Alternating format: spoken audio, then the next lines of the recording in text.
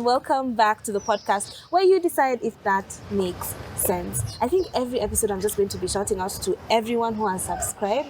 Last time, I don't know if that's this episode or that other episode, you were 407, and then I checked again, now you're 417. I'm grateful that you guys are engaging with this content. Today's topic is, and I think I'll just say it as a disclaimer right now, or maybe it will come in earlier, is a bit heavy because we're talking about loss, we're talking about grief, and especially in the area of friendship. Because it's easy, I won't say it's easier, but we've talked about, or other people have talked about, how to deal with grief when it's a parent or a sibling. But what about the situation where it's a friend that you have lost? So I have two amazing people who will get to introduce themselves. But yeah, so now you know. So maybe that can inform whether you want to listen to this episode right now, or you want to listen to it later, or the time you want to listen to it. So I hope you put that in mind. So because it's going to be very heavy, we'll start with a short icebreaker and then move from there. So yeah, hi guys. Hi. How are you doing? Amazing. Awesome. How So we'll start with, how am I doing? Nobody ever asks me that. Nobody. No, people ask me that. I'm good. I'm excited. Yeah. I think because we've tried to have this episode run for a couple of days. Yeah, And now we're that's finally here. And I'm really grateful that you guys are willing to share your stories. So tell us who you are and what you do. So my name is Tatyana with a Y. I'm a communications major, but like since we're talking about kumaliza shule, I'd say now since I'm a marketing operations, majorly. I'm also an environmentalist, and there's more that I'm doing, but I think majorly that's what I'd introduce myself as. Great. And Hazel is our producer, so she's often behind the camera, but for today. Okay, so hi guys, my name is Hazel Nyukabi, but guys I prefer you all call me Hazel and not Hazel. Please. Hazel. Please. So yeah, with regards to my major, I am a communications and community development practitioner. I do a lot of communications for development because that's the space I enjoy the most. Awesome. Yeah. Dealing with smart people here, people. It's crazy that we are talking about our majors and we just had a conversation on how we are done with uni. Yeah. So it's gonna get to a point where someone will ask you, so what do you do? And you can't say I'm an electronic major. What do you mean? That's true. Yeah, so I guess that's where we are right now. And maybe we'll have a conversation later on about post-campus life. It's not as rosy as we thought it is, but to be continued. So I'd like to know, what is this one pet peeve that you see someone doing and your brain just wants to implode because it's a bit too much? As a task. For me, I'd say it's like the people who tend to appear dumb and like they're not. Like you want to give this perspective of you, like, oh yeah, sijui, or like you don't want to get informed. Like we could be talking about the government or the world is falling apart, and you're just like, oh, I don't care, I don't know. Like, why don't you know? Yeah. Like our Why are you lives are at stake. comfortable? Like, be for real. So that's my major. I think just not being informed. Okay. I'd say for me, it's people who don't have spatial awareness.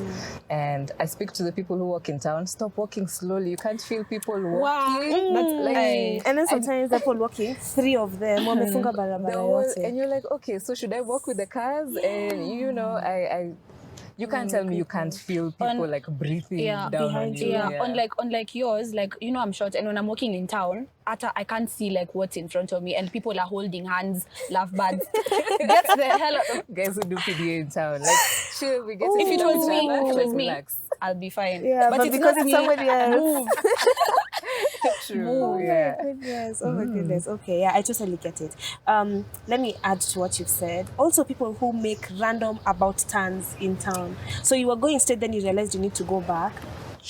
Ukageuka tu. Yeah. I'm right behind you. Me, I really don't like it. Like, move to the side. Yeah. Like, do it like a car. That's go true. to the side, then turn back and come. Or people who bend randomly. To pick up things. Guys, But you know, maybe one time we've done that. Yes, I know I've done that a couple of times, and then I realized It's okay when I do it, but you it's not No, okay this when is I do it. It's not.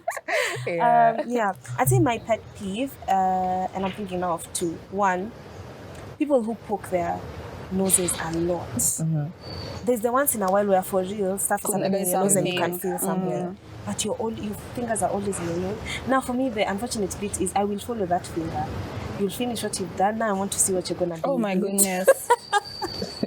So someone starts doing this, I'm like, stop. The second one is now a social thing. People who listen to TikTok videos, YouTube videos in matatus without earphones. Why? Why? Apana. Why? Loud. Like It asubuhi, you're going to the office. Actually. Everyone is like just having a I'm going to work. Yeah. Someone apple. Ako TikTok. Alafu, you choose to repeat the same video over and over. But do you feel like you'd be more understanding if it's someone elderly? No. For me, it doesn't matter. They don't. I know they know it's loud. Yeah. Like they know. Because my issue, if elderly or not, be aware of the people you're around. It's just not okay. It's just really not. Yeah. Anyway. But anyway, what they say, the poor use matatu. Yeah. I guess I'm We're working on it. Yeah, girlfriend. we'll get to a point where we're no longer using matatus. Yeah. So, how are you guys feeling about talking about your friends? Have you guys seen your faces? They've changed at the same time. Yeah. No, So that serious maybe answers business. the question. Thinking about Yeah, it. but do you still feel triggered when you're talking about the friends that you've lost? Hazel, with the subject? I wouldn't say I feel triggered. We were having a conversation prior to this where there are days you're not even thinking about it at all, and there are days it will hit you hard. So at this point in time, I wouldn't say I feel ati. Yes, I feel the weight of it, but I'm just like, okay, I've had conversations around it, so it's not something that I can't speak to or on. Yeah. Okay. And for that, have you talked about it before in any form? I have, but it's like kidogo. Like I'd speak about it with someone, but like I'd just mention it. Oh, by the way, my friend died, and then I'd try to brush it off so that they don't ask me more. I've never sat and internalized it nicely, and I feel like that's a weird coping mechanism because it's like an avoidant. Like I know there's things around me going on. I have to think about and sit and reflect. How did this make me feel? But I don't. I just brush it off. Like if I'll see how long I can survive until I can't. And then I'll just break down. That's what I do. Okay. All right. I ask because that heavily informs emotions, especially around people that we know and love and care about so much. So at any one point, if you feel like it's getting too heavy, tutawacha tu, and we shall continue. Cut and go home. I totally get it. So we'll begin with, also guys, if you hear rambling on the microphone, it's my stomach. So please, forgive us. To Mamia. Yeah. I'll call the audio if you feel, but I don't think it will fake. Yeah. All right. So tell us a little bit about the friend that you lost. You can mention names if you're comfortable, but tell us especially the things that you really remember about him or her, because that with Hazel. Her name is her name is Vivian. We met back in the day, and I say that because I don't want to remember the dates. Not that I don't want to remember, I think they're just jumbled up in my mind. My mind was just like, you know what, shutting down, but I can estimate for your time around 2014.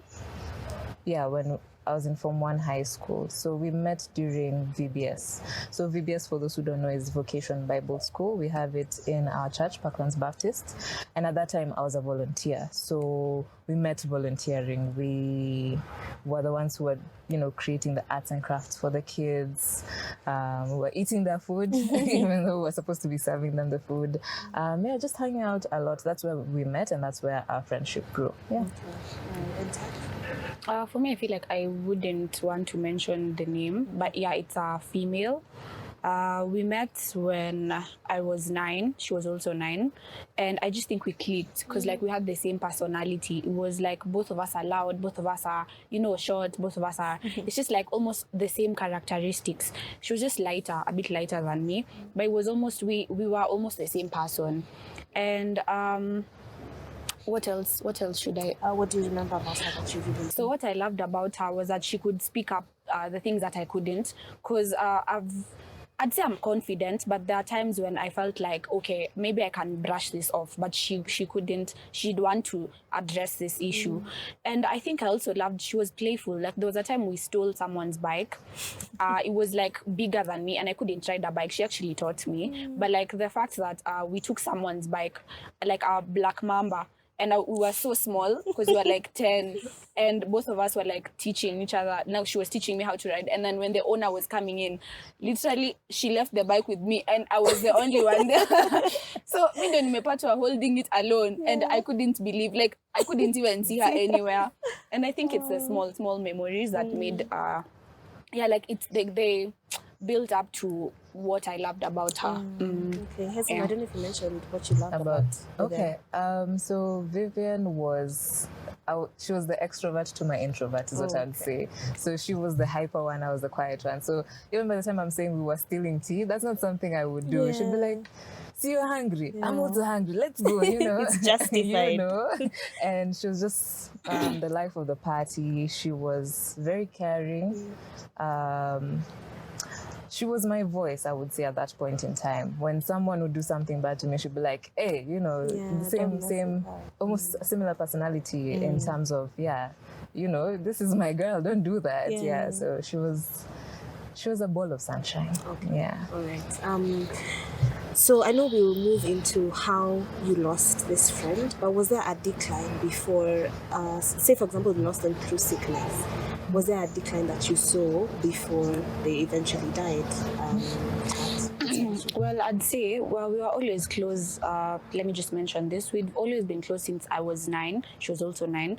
But then when we got to like Form 3 or 4, we kind of drifted because I changed schools and I was busy all the time. So even when she'd come to look for me, I used to go to school Monday to Sunday because I changed schools. So now I had to be really busy. And when she'd come over, I was told, oh, she came, but I wasn't there. And then I'd want to look for her. I couldn't. Like, it was just, I think things changed. So we didn't talk for, let's say, from Form 3 to like first year. So that's like a 3-year period. So I surprisingly, we ended up in the same school. And seeing her there was like, oh my goodness, like, what are the odds? Like, we finally get to grow together again, like create new memories in uni now because it's a new milestone. Yeah. So just the fact that, okay, now we get to create a milestone together again is going to be something I'm really looking forward to. So I'd say now when we met in uni, I, like, you know, in high school she had added some weight, you know, because we were really small, both of us. But in high school she got some really amazing weight, and she gained. So when we met in uni, I noticed she was smaller again. So let's say this is towards the end of 2018. So she started becoming a bit small, and now she's not drinking soda anymore. She used to like soda, so now she's like, no, I don't want soda anymore. She's carrying fresh juice every day that she used to give most of, like, she used to give me most of it. She was like, are you hungry? Then she'd give me the juice and be like, oh, this is for my blood, but you're hungry. And I was just like, I went home and told my mom, she's really, this girl has really lost weight, and I don't know, maybe there's something wrong. But, and she's not drinking soda. She's now like really healthy lifestyle. Like, I don't eat this anymore. I don't do this anymore. Now, like, I have to check in with my mom and my brothers every 5 minutes, you know, because they're worried. I have to tell them where I am. And I'm like, huh? What's that about? This was never us. We would just freestyle and come back Johnny like at 9, 8 later. and be like, oh, I'm sorry, this is where I was. So I'm just like, why? So there was this I noticed, like, because she started deteriorating. Yeah, that. Yeah, Kikuyu. But like there was a change. I saw it. Okay, for Vivian, I would say she was fine all through, or if she was unwell, then she hid it really well from me. So for a good period of time, we were talking, we were out, but then at some point I shut her off, or I shut very many people off, and that was because I was going through one of those mental breakdowns. I was like, I need to shut off from society, shut off from everyone, because I couldn't deal. I don't know what was going on at that time, but I just couldn't deal. And So I had cut her off a bit. And I remember at some point she texted me and she was like, oh, by the way, I'm in hospital. If you have time, just come and, visit me, check up on me. I was like, oh, okay, is it anything serious? And she's like, no, but it'd be really nice if you just came through. I'm like, okay, cool, I'll find time if I can. And then, yeah. But in that point in time, I was like, I don't really want to interact with many people. And it wasn't coming from a point of hate, not that I didn't want to go and see You her. were just going through something. I couldn't deal at that point. So yeah, I didn't go. And then at some point we met at another VBS. And if I'm not wrong, if my memory doesn't fail me, I remember she had an amputation. I was like, okay, Things have escalated. this is not normal. Like, what's going on? And she's like, no, it was just something shut down. I was like, okay, like it was serious. You didn't tell me it was serious. And she's like, no, it wasn't anything. You can see, I'm fine. I'm like, okay, cool. Yeah, so we went back to now not talking to each other. And I remember at some point she was like, Hazel, I think just come see me. I'm like, okay, cool, what's going on? And she's like, I think my liver is failing and things like that. I'm like, okay, sure, let me find time. But I still didn't find time. Yeah, I wasn't able to. I remember that day I was like, okay, yeah, I'm free this day, let me go. But my mind was just like, no, just get back in bed and just isolate yourself. Like, you don't need to do all that. She's fine. You saw her last time. She was okay. In my head I was thinking, oh, maybe the amputation was to help her, so now she's fine. She's okay now. Yeah, it's done with. But yeah, at that point I didn't know it was actually serious, more serious than I thought it was. Yeah. So that was the deteriorating. That was Okay. Yeah. So then, how did they leave? What was the final blow? Final blow in terms of like what took them? How did they die? So I honestly don't know. I've never thought to ask.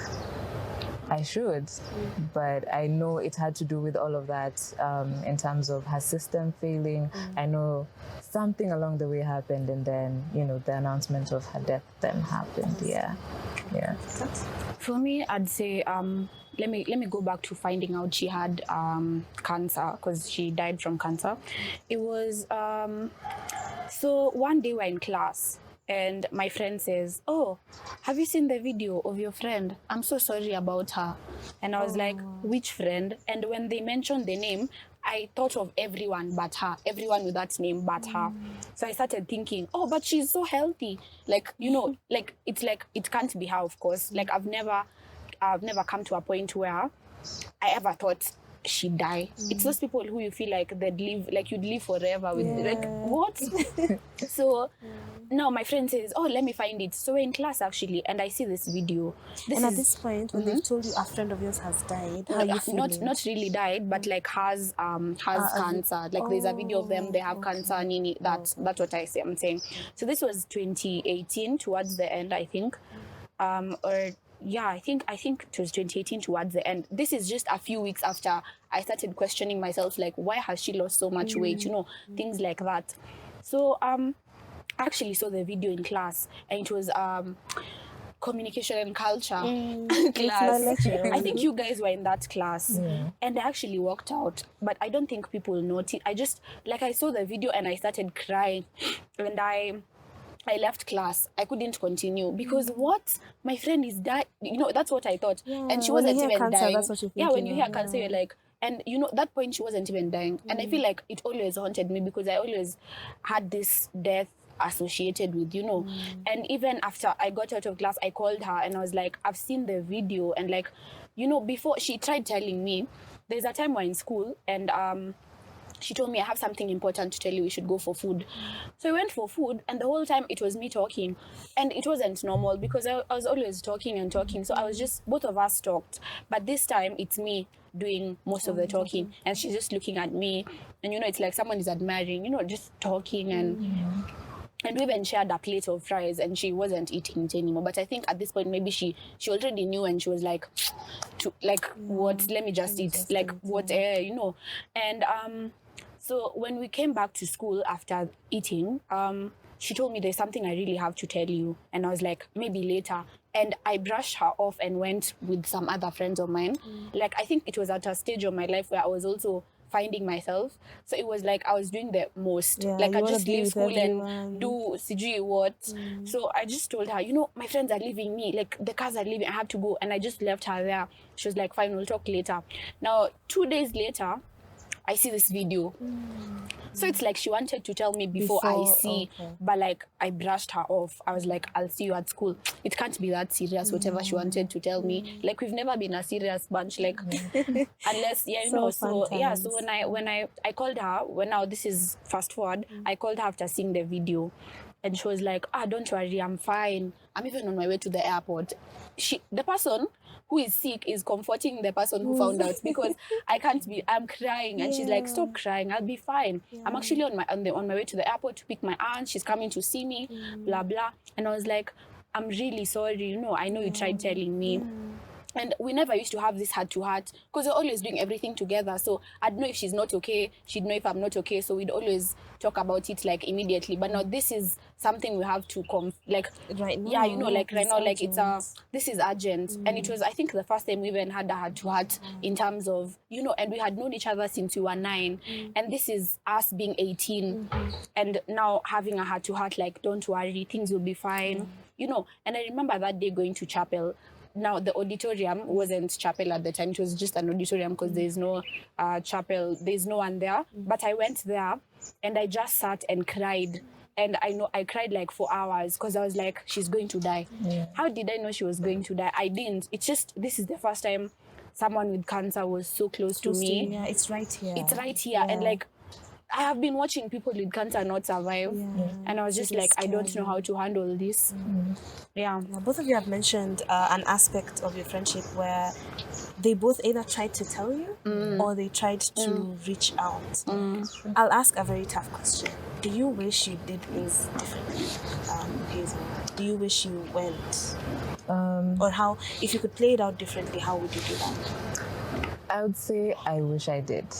The days I'd sit down, I'm like, I feel that guilt of, why didn't I listen to her? She told me time and time and time again, come see me, come see me. And at that point, it wasn't as bad as I thought it was when she was telling me to go see her.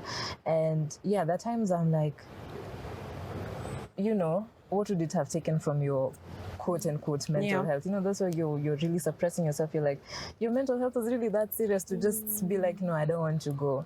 There are times I do feel that guilt, and I'm like, I should have just at least met up with her. Yeah. And for you, Taps? For me, it's definitely like, I wish we had the talk before I found out from everyone.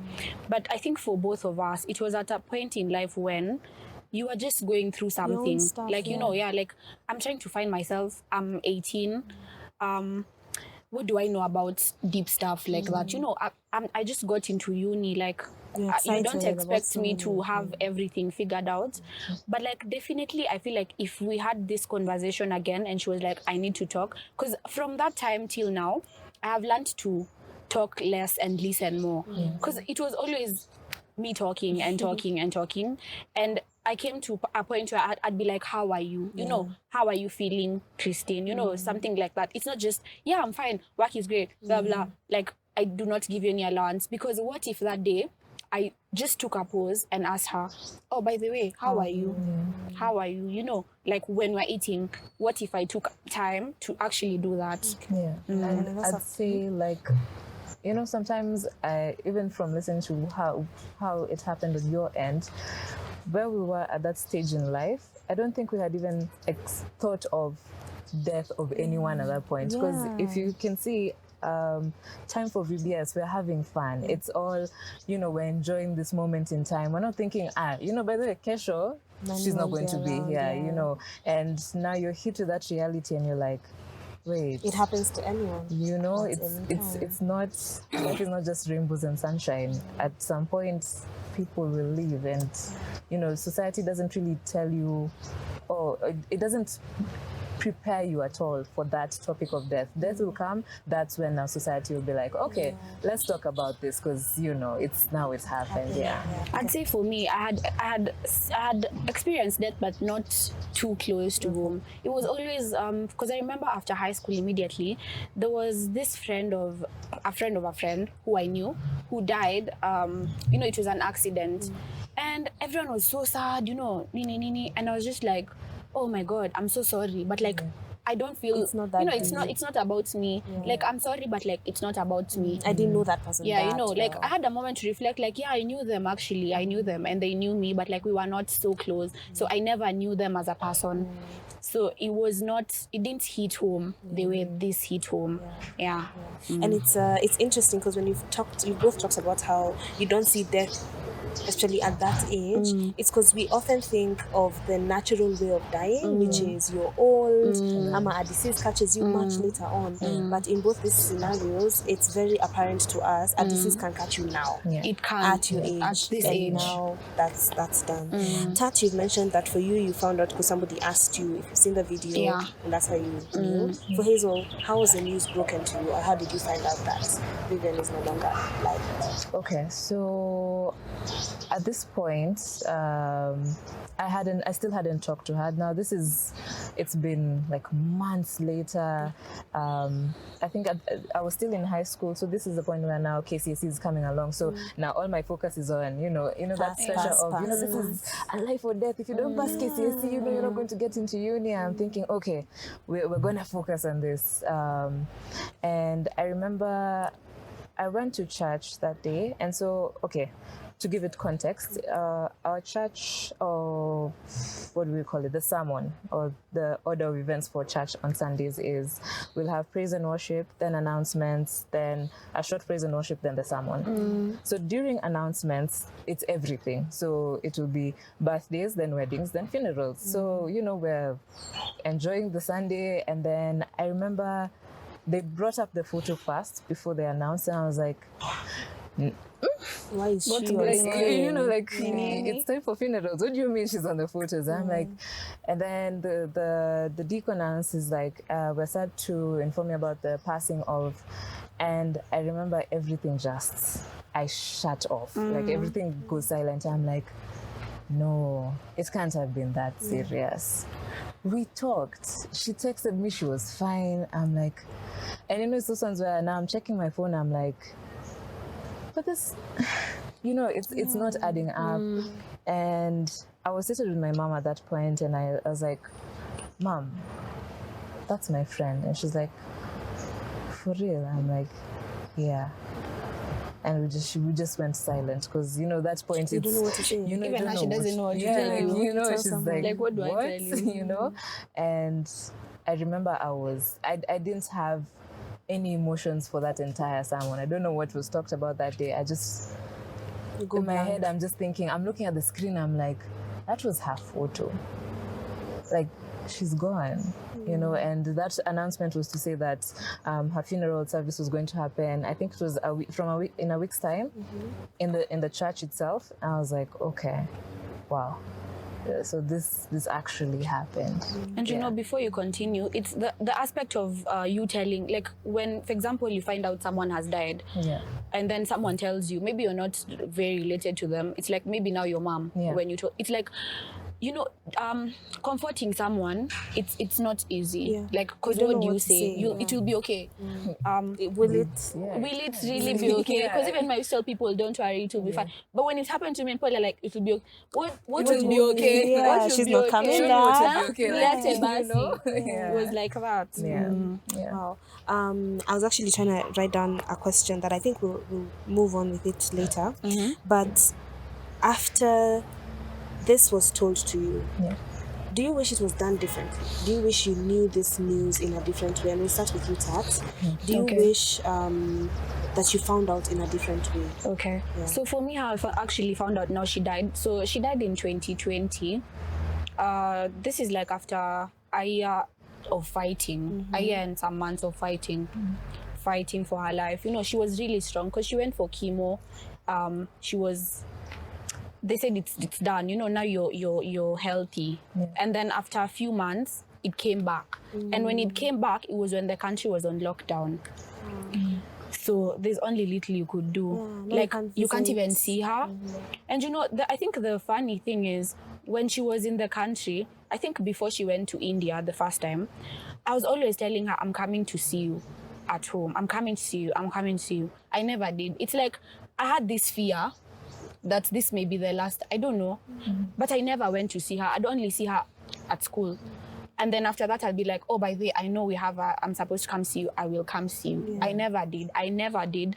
For all those years, we never met outside school. And I always wanted to. But it's just, something kept holding me back. And now, fast forward to COVID, now she's gone back to Hosi. Things are not looking good. You know, now it's worse than before. Because it comes back like worse than it was. And I remember now finding out she's back. And now like, she was admitted, and now people are like, you know, going for blood transfusion, nini.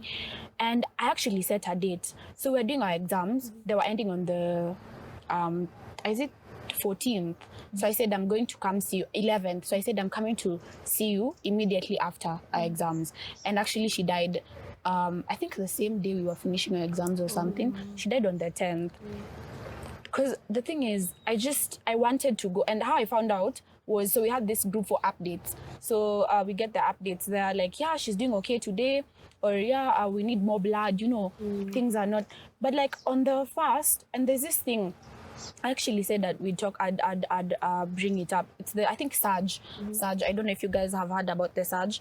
It's when someone is about to die, they become better. Like better. They start, because she had stopped hearing because of the blood coming out of her ears, and blood used to come out of everywhere, eyes, ears, you know. So she stopped hearing, and then on the 1st of May, she started hearing. She could hear, and I was like so excited. Actually, we texted.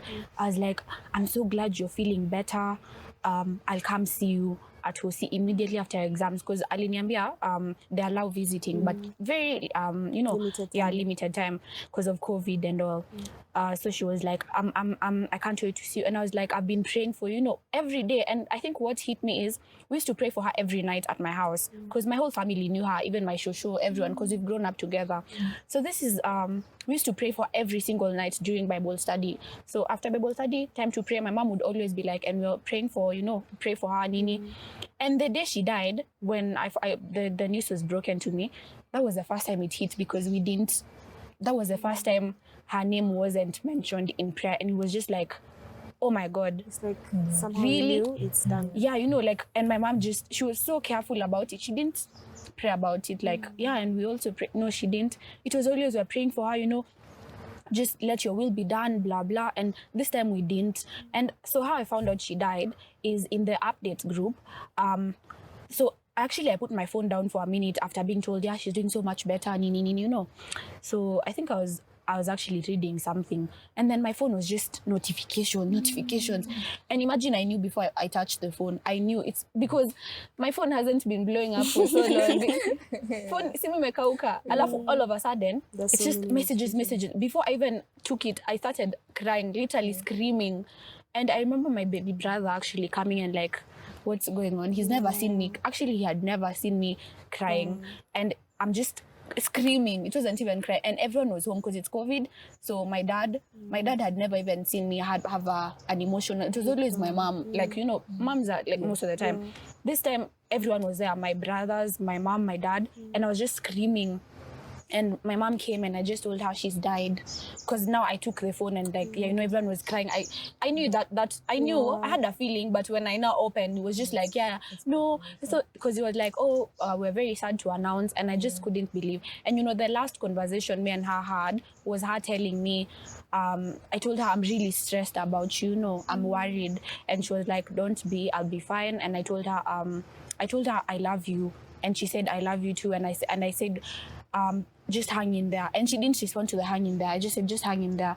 And then a few days later, I'm like, how are you? No response. How are you? And now this was before she died, but I was like, maybe she's getting worse.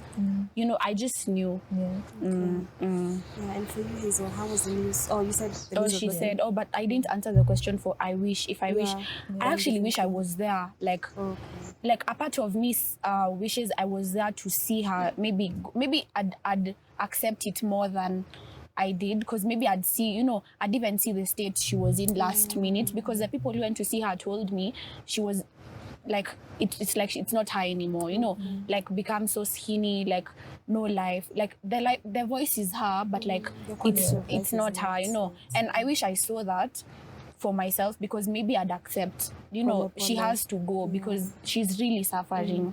Yeah. And for you, Hazel, do you wish that you found out differently, and how?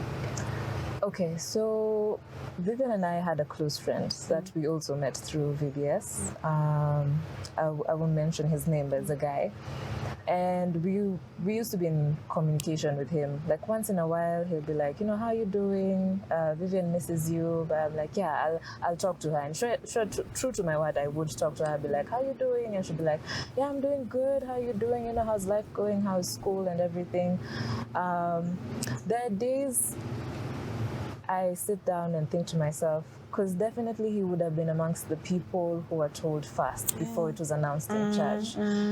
And I asked him a lot, like, why didn't you tell me before I found out this way? And, at that point, I was being selfish. I can say for sure I was being selfish, because I was like, this is about me. This is my best friend, And I didn't realize, this is also his best friend, He was also going through the motions. The times I wished they told me earlier, but I also understand why they didn't, because it was